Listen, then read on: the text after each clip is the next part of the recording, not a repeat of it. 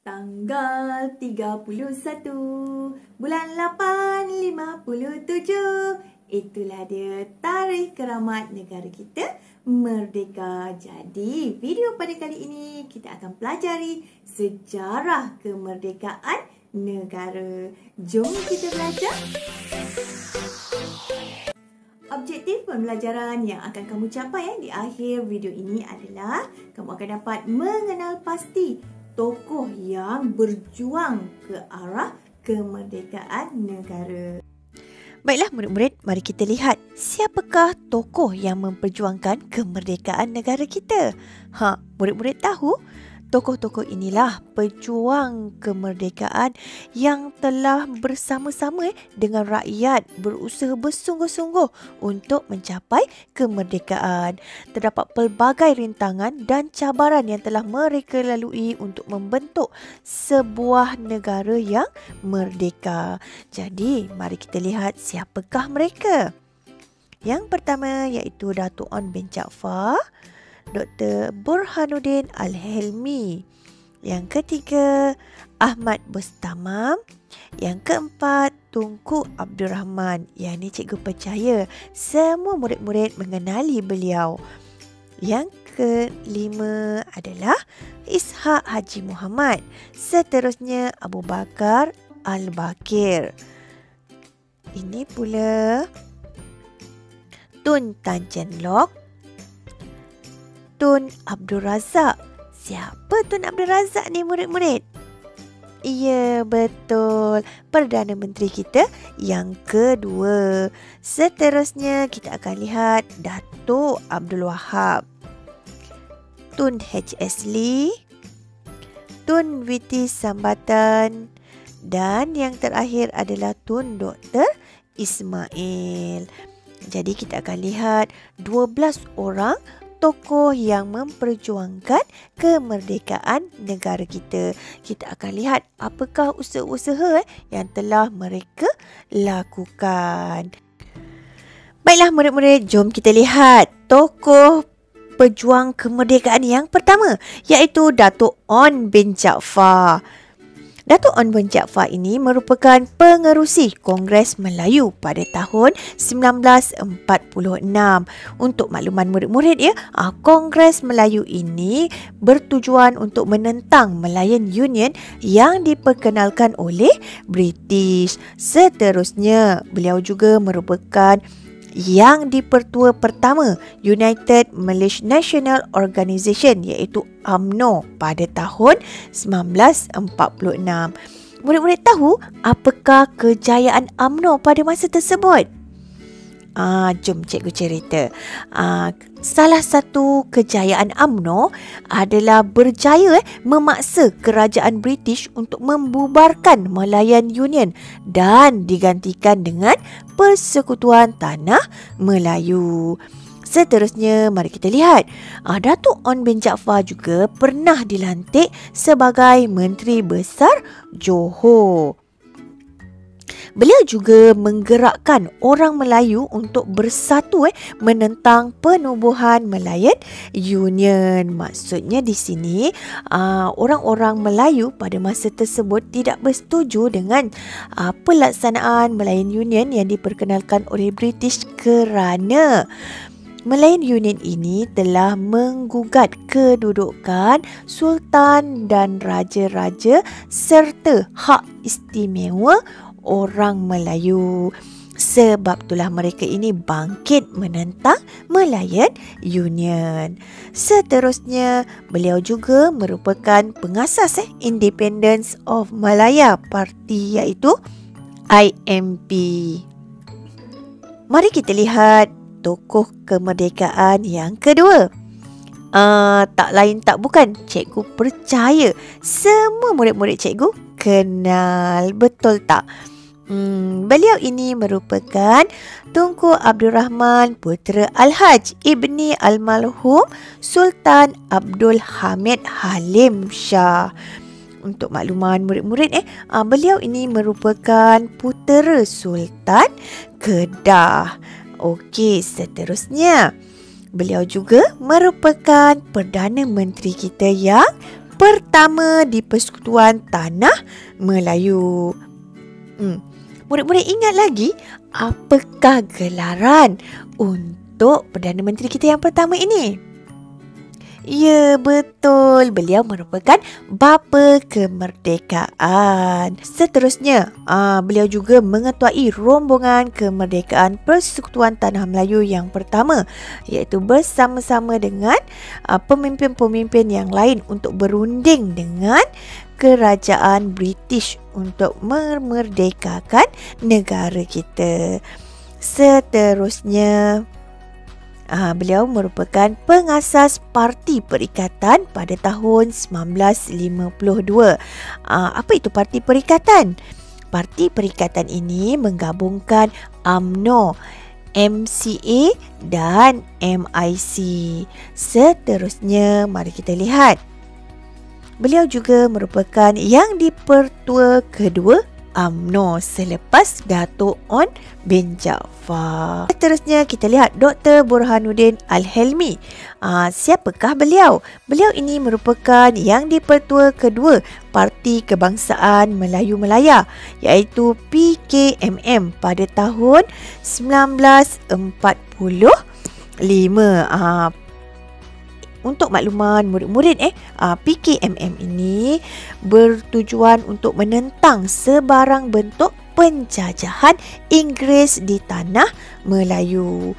Seterusnya, beliau ini juga merupakan pemimpin Parti Islam Semalaya, iaitu PAS pada tahun 1956.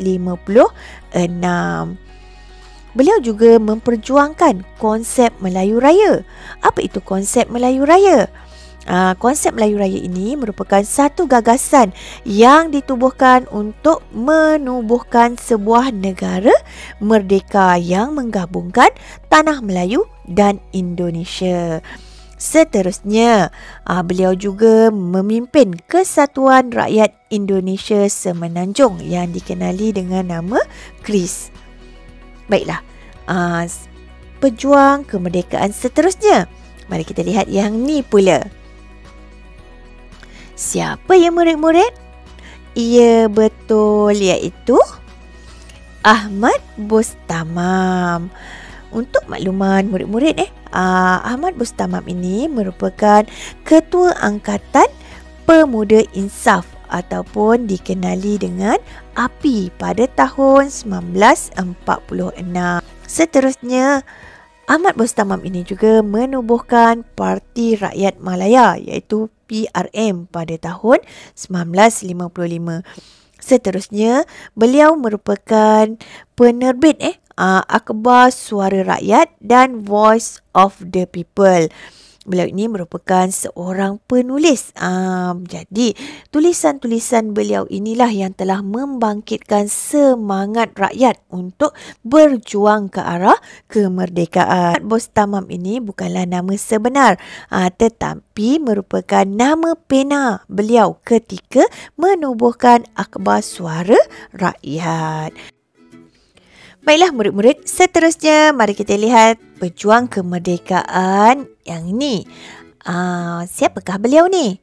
Beliau ini merupakan Ishak Haji Muhammad yang dikenali sebagai Pak Sako, yang merupakan seorang penulis yang giat menulis sekitar tahun 1930-an. Beliau ini telah meletakkan jawatan sebagai Magistrat kelas ketiga pada tahun 1934 untuk bergiat aktif dalam politik. Magistrat tu apa murid-murid? Ya, betul, hakim. Seterusnya, beliau ini merupakan pengasas Akhbar Utusan Melayu. Untuk makluman murid-murid, Pak Sako ini merupakan seorang nasionalis negara di mana beliau telah membangkitkan semangat cintakan negara dalam kalangan rakyat. Beliau ini juga merupakan pemimpin Parti Buruh Malaya pada tahun 1957.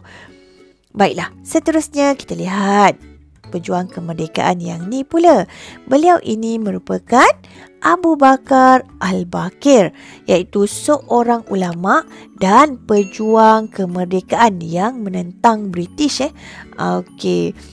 Beliau ini telah menubuhkan Ma'had Al-Ihya Asy-Syarif pada tahun 1934, di mana beliau ini telah berusaha memodernkan sistem pendidikan pondok di samping meniupkan semangat kemerdekaan kepada pelajar dan masyarakat di sekeliling. Seterusnya, beliau juga menganjurkan Persidangan Majlis Agama Tertinggi Semalaya atau dikenali dengan MATA pada tahun 1948. Untuk makluman murid-murid, MATA ini merupakan dasar pendidikan bertaraf nasional. Seterusnya, beliau telah mengetuai Hizbul Muslimin pada tahun 1948. Seterusnya, mari kita lihat Tun Tan Cheng Lock. Beliau ini merupakan Presiden All Malayan Council of Joint Action AMCJA pada tahun 1945. Beliau ini juga merupakan Presiden Malayan Chinese Association iaitu MCA yang pertama pada tahun 1949. Sebagai Presiden MCA, beliau telah mengetuai kempen-kempen untuk mempertingkatkan keahlian MCA dalam kalangan masyarakat Cina. Untuk makluman murid-murid, matlamat utama MCA adalah untuk menyatukan orang-orang Cina di Tanah Melayu dan melindungi hak-hak serta kepentingan orang-orang Cina. Seterusnya, kita lihat, beliau ini telah membawa MCA bergabung dengan UMNO dalam penubuhan Parti Perikatan. Seterusnya, beliau juga telah berusaha memupuk perasaan taat setia masyarakat Cina kepada negara. Seterusnya, mari kita lihat pejuang kemerdekaan yang ni pula. Siapa yang ni murid-murid? Ya, betul. Beliau adalah Tun Abdul Razak yang merupakan Perdana Menteri kita yang kedua. Okey, jom kita lihat. Beliau ini merupakan timbalan Perdana Menteri Persekutuan Tanah Melayu yang pertama pada tahun 1957. Seterusnya, beliau juga merupakan ahli rombongan kemerdekaan Persekutuan Tanah Melayu yang pergi ke London untuk berunding dengan British. Beliau juga memperkenalkan penyata razak. Apa itu penyata razak, murid-murid? Murid-murid tahu? Penyata razak matlamatnya adalah untuk membentuk semula sistem pendidikan di Malaya. Untuk makluman murid-murid, perkara penting yang dicadangkan dalam penyata razak adalah menjadikan bahasa Melayu sebagai bahasa penghantar. Seterusnya, beliau ini jugalah merupakan orang yang bertanggungjawab membawa MCA bergabung dengan UMNO dalam penubuhan Parti Perikatan. Murid-murid tahu apakah gelaran untuk beliau sebagai Perdana Menteri yang kedua? Ya, betul. Bapa Pembangunan. Baiklah murid-murid, seterusnya mari kita lihat pejuang kemerdekaan yang ni pula. Siapakah beliau ni? Beliau ini merupakan Dato' Abdul Wahab bin Toh Muda Abdul Aziz. Beliau telah mendapat gelaran orang kaya-kaya Datuk Panglima Bukit Gantang dari Perak iaitu Pembesar Perak 4. Seterusnya, mari kita lihat. Beliau ini telah menentang penubuhan Malayan Union. Kenapa mereka ni menentang Malayan Union, murid-murid? Sebab mereka ini bimbang Sultan kehilangan kuasa. Apabila Sultan kehilangan kuasa, jadi kuasa pemerintahan di Tanah Melayu tu akan bertukar menjadi tanah jajahan British yang akan diketuai oleh Gubernur. Sebab itulah mereka menentang Malayan Union. Ini juga merupakan setiausaha UMNO yang pertama pada tahun 1946. Beliau juga mewakili Raja-Raja Melayu dalam rombongan kemerdekaan Persekutuan Tanah Melayu ke London pada tahun 1956. Seterusnya, beliau ini merupakan Menteri Besar negeri mana ni? Ya, betul, Menteri Besar Negeri Perak yang pertama. Baiklah, kita lihat yang ni pula. Siapakah beliau? Beliau ini merupakan Tun H.S. Lee, di mana beliau ini telah mengetuai MCA di negeri Selangor pada tahun 1949. Nama penuh beliau adalah Tun Sir Henry Lee Hau Shik, yang dikenali dengan Tun H.S. Lee. Beliau ini mewakili MCA sebagai wakil parti perikatan yang pergi ke London untuk menekan Britain bagi memberi kemerdekaan kepada Tanah Melayu. Beliau juga merupakan pemimpin penggerak kerjasama antara UMNO dan MCA. Beliau juga penggerak ke arah kerjasama antara kaum. Seterusnya, beliau adalah Menteri Kewangan yang pertama di Persekutuan Tanah Melayu. Sebagai Menteri Kewangan, tugas utama beliau adalah mewujudkan dasar keuangan negara. Baiklah murid-murid, ini dia yang seterusnya. Siapakah beliau? Beliau adalah Tun V. Sambatan yang merupakan Presiden Malayan Indian Congress iaitu MIC yang kelima pada tahun 1955. Sebagai Presiden MIC, beliau ini bertanggungjawab untuk membawa MIC masuk Parti Perikatan iaitu gabungan antara UMNO dan MCA untuk persediaan bertanding dalam pilihan raya umum yang pertama di Semenanjung Tanah Melayu. Seterusnya, beliau juga merupakan salah seorang tokoh yang telah menyertai rombongan kemerdekaan pada tahun 1957. Beliau telah dilantik menjadi Menteri Kesihatan Persekutuan Tanah Melayu yang pertama. Seterusnya, yang terakhir, ini dia. Siapakah beliau, murid-murid? Ya, betul. Beliau merupakan Tun Dr. Ismail bin Dato' Abdul Rahman. Tun Dr. Ismail merupakan timbalan yang di-Pertua UMNO pada tahun 1951. Untuk makluman murid-murid, setelah beliau dilantik sebagai timbalan yang di-Pertua UMNO, beliau ini telah bergiat aktif dalam politik. Seterusnya, mari kita lihat. Beliau ini juga merupakan wakil UMNO yang berunding dengan MCA bagi membentuk Parti Perikatan pada tahun 1951 hingga 1952. Baiklah murid-murid, sampai di sini saja video kita pada kali ini. Sehingga kita berjumpa lagi dalam video yang seterusnya. Sekiranya video ini bermanfaat buat kamu semua, tekanlah butang subscribe dan loceng.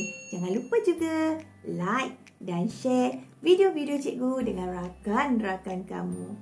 Bye!